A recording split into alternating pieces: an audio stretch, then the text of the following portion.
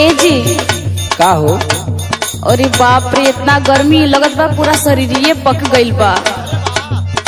एगो बात कही। अरे तो आंगनबाड़ी का पाउडरवा खत्म होल का? सुना ना, एगो बात सुन ला। सुनावा। सूट सलवार रजाऊ साड़ी चुभेला कमरिया में।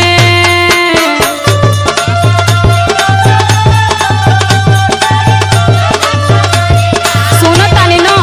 हाँ सुना थे।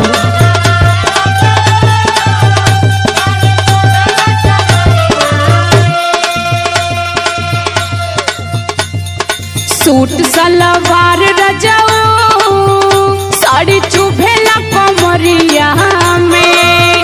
लेला में कसी मजा दी गरमिया में।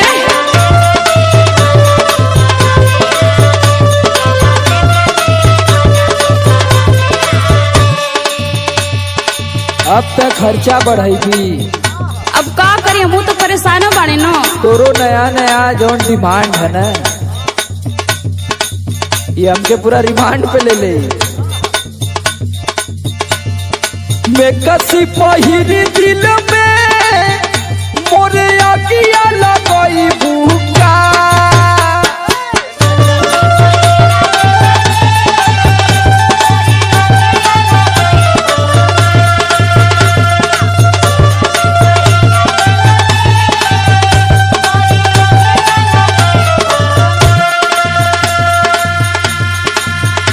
और मैं कसी पहिर दिल में मोरे आगिया लगई भूखा। ये करे जा मुंड गड़बड़ई भूखा।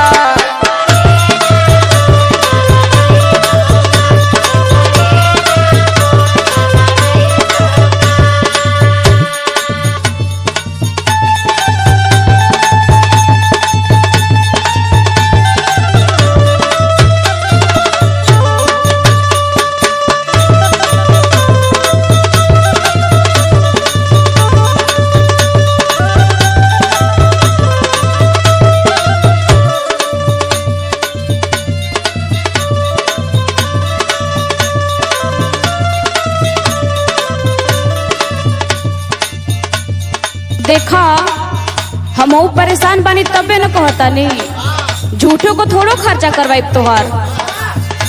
सुना, केतनो डोलाई रतिया चोहित में बेनवा। रेंगेला भीतर भीतर देही में पसेनवा।